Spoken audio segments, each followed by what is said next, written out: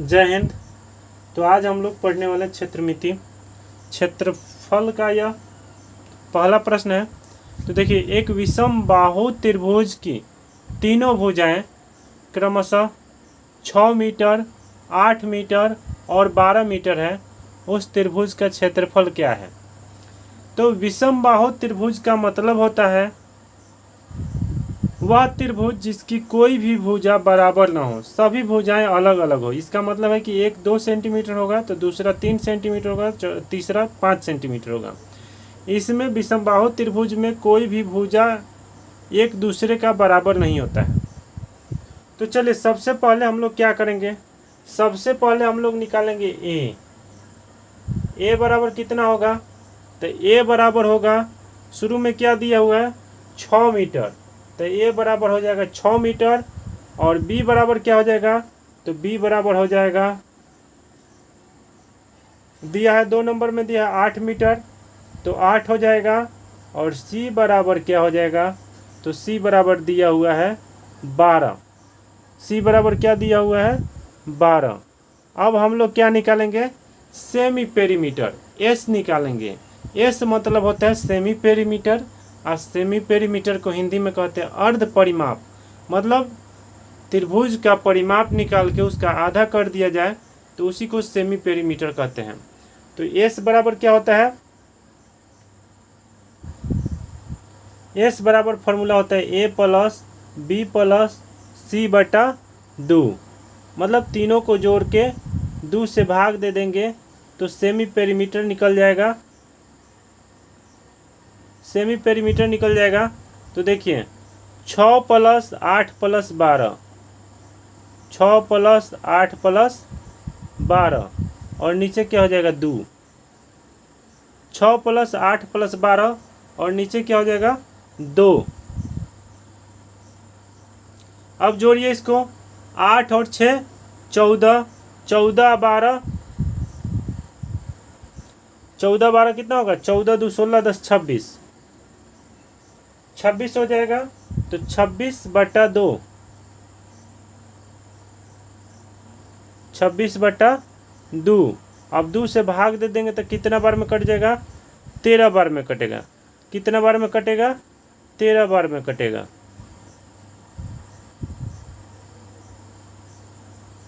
तेरह हो गया। कितना आया? एस बराबर आ गया 13।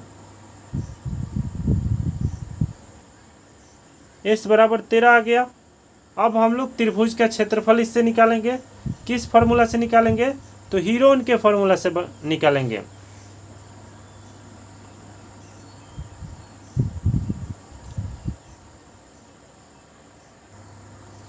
तो अब हम लोग निकालेंगे त्रिभुज का क्षेत्रफल हीरोन के फार्मूला से।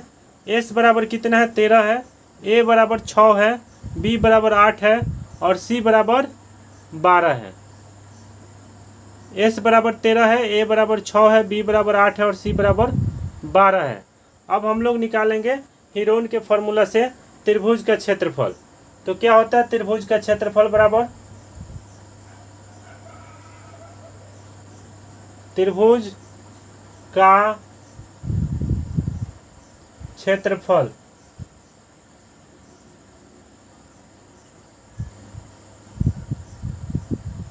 त्रिभुज का क्षेत्रफल बराबर फॉर्मूला क्या होता है?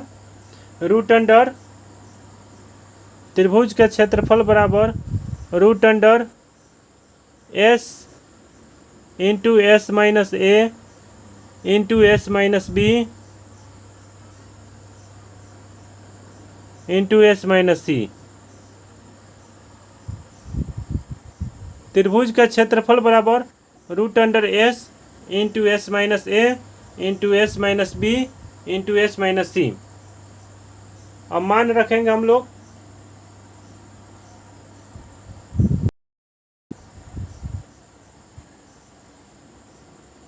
एस के जगह पर कितना होगा? एस के जगह पे 13 होगा। एस के जगह पर 13, और फिर 13 माइनस ए के जगह पे 6, फिर एस माइनस बी। तो एस के जगह पर 13 माइनस बी के जगह पे 8, फिर एस के जगह पे 13 और सी के जगह पे 12। अब क्या करेंगे, अब फिर रूट अंडर होगा। अब 13 गुना 13 में से 6 को घटाएंगे कितना आएगा, 13 में से 6 को घटाएंगे 7, 13 में से 8 को घटाएंगे 5, गुना 13 में से 12 को घटाएंगे 1।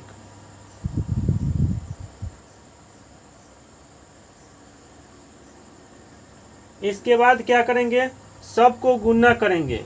सबको गुना करेंगे तो कितना आंसर आएगा, 455 आंसर आएगा। सबको गुना कर देंगे, 63 91, 91 में 5 से गुना होगा तो 5 का 5 और 5 9 45, 5 का 5 और 5 9 45, यानी 455। कितना आया, 455।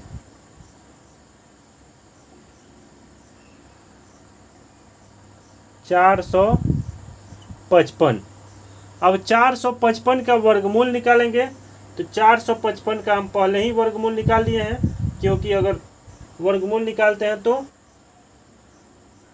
वीडियो बड़ा हो जाएगा, इसलिए हम पहले से वर्गमूल निकाल के इसको रखे हैं।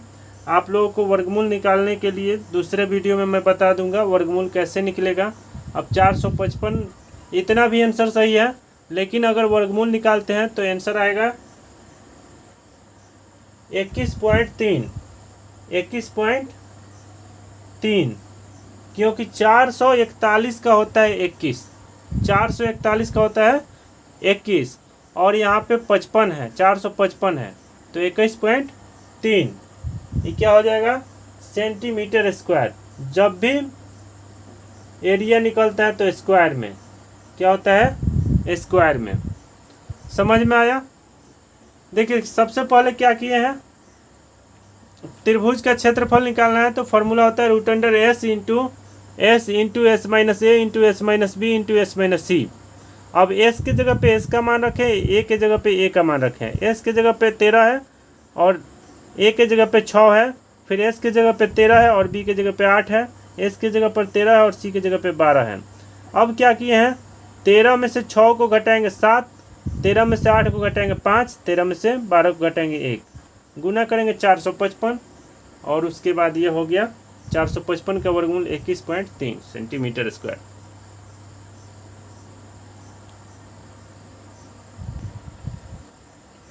दूसरा नंबर प्रश्न है, एक समद्विबाहु त्रिभुज की बराबर भुजाओं में से प्रत्येक की लंबाई 10 सेंटीमीटर है और तीसरी भुजा 16 सेंटीमीटर है, उसका क्षेत्रफल क्या है। तो देखिए समद्विबाहु त्रिभुज क्या होता है। समद्विबाहु त्रिभुज में दो भुजाएं बराबर होती है, आमने सामने की दो भुजाएं बराबर होती हैं। समद्विबाहु त्रिभुज में आमने सामने की दो भुजाएं बराबर होती है, और एक तीसरा भुजा भी दिया हुआ है 16 सेंटीमीटर। तो उसका क्षेत्रफल निकालना है, तो उसी तरह हम लोग निकाल सकते हैं। ए बराबर कितना हो जाएगा, ए बराबर हो जाएगा 10, बी बराबर हो जाएगा 10 और सी बराबर हो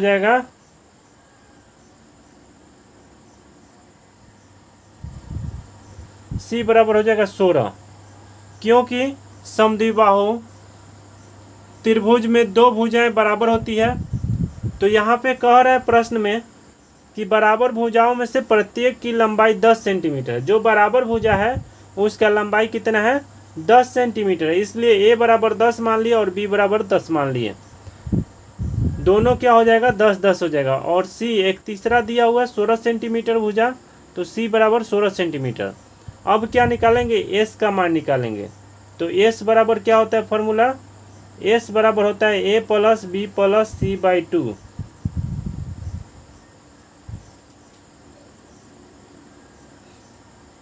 ए plus B plus C by 2। A के जगह पे 10, बी के जगह पे 10 और सी के जगह पे 16। 10 प्लस 16 बटा 2। 10 को कितना होगा, 20 गो और 16 गो, तो 20 10 30 और 6 36। 36 बटा 2, 2 से भाग दे देंगे, कितना बार में कटेगा? 18 बार में। तो s बराबर कितना आ गया? 18। s बराबर आ गया 18 आ गया। इतना समझ में आया? s बराबर 18 हो गया। तो हम लोगों का निकल चुका है s बराबर 18, a बराबर 10, b बराबर 10 और c बराबर 16। अब हम लोग निकालेंगे त्रिभुज का क्षेत्रफल। तो त्रिभुज का क्षेत्रफल बराबर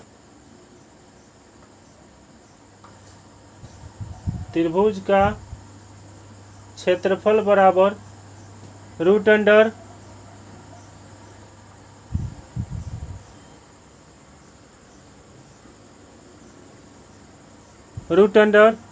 s into s minus a into s minus b into s minus c, s into s minus a into s minus b into s minus c। अब फिर रूट होगा, s के जगह पे कितना होगा? 18। तो 18, अब फिर 18 माइनस a के जगह पे 10, फिर s है तो 18,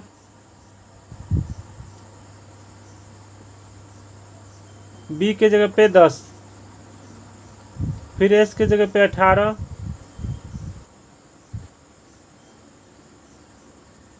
और c के जगह पे 16। अब क्या हो जाएगा?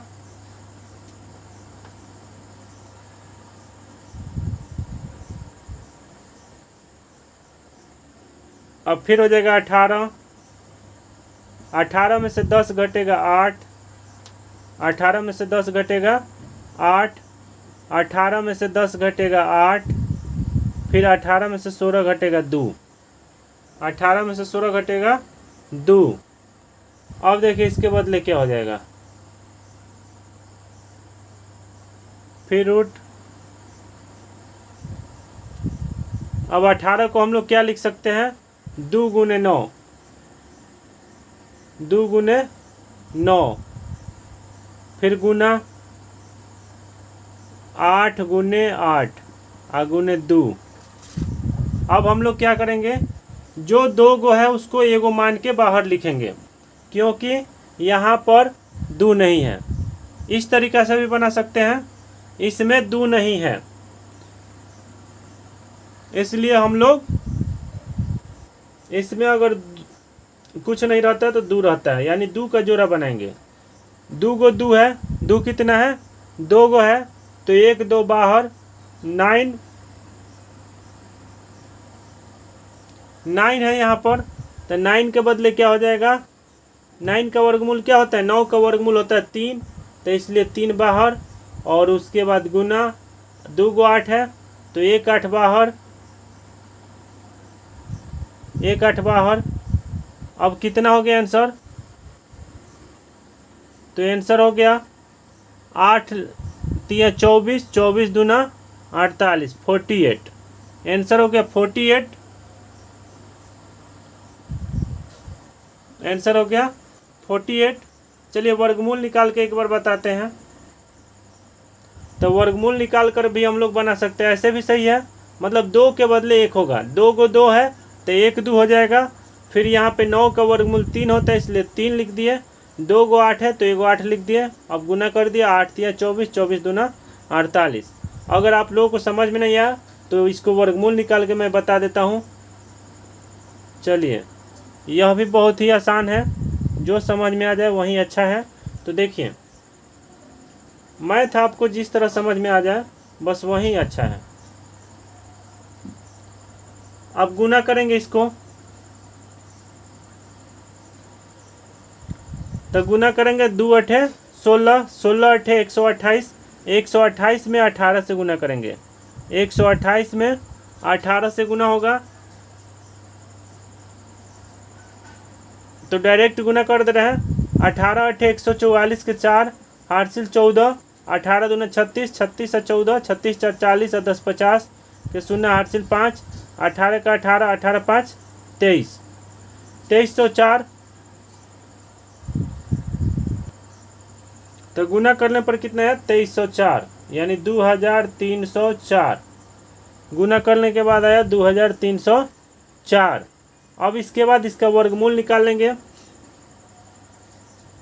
चलिए मैं वर्गमूल निकाल के आप लोगों को बता देता हूँ वर्गमूल कैसे निकलता है। तो 2304 का वर्गमूल निकालने के लिए देखिए मैं बता रहा हूँ 2304 का वर्गमूल कैसे निकलेगा। ऐसे निकलेगा 2304। अब इसका क्या हो जाएगा,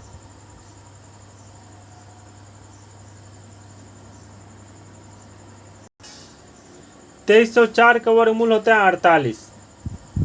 2304 का वर्गमूल कितना होता है 48। तो आंसर हो गया 48 सेंटीमीटर स्क्वायर। चलिए मैं आप लोगों को वर्गमूल निकाल कर बता देता हूँ। तो 2304 का वर्गमूल निकालना है भाग विधि से। 2304 सबसे पहले क्या करेंगे, ऊपर से 2-2 का जोड़ा बनाएंगे, पेयर बनाएंगे। तो 2-2 का पेयर 2 बन गया, 2-2 का जोड़ा 2 बन गया।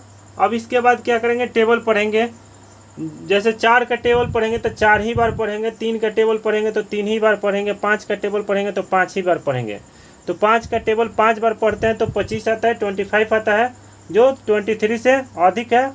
तो 4 का टेबल 4 बार, 4 का टेबल 4 बार। और 4 को कितना जगह लिखना है, 3 जगह लिखना है। 4 चौके 16। अब क्या करेंगे, इसको घटाएंगे। 13 में से 6 गया 7। अब 1-1 कट गया। आइए दोनों को जोड़ देंगे। 4-4 कितना हो जाएगा, 8 हो जाएगा। 4-4 8। अब इसके बाद क्या करेंगे, 0-4 को उतार लेंगे। 0-4 का उतार लिए। अब यहाँ पे कितना रखेंगे, 8 रखेंगे, क्योंकि 8 से 8 के टेबल में 64 आता है, 64 के अंत में 4 रहे।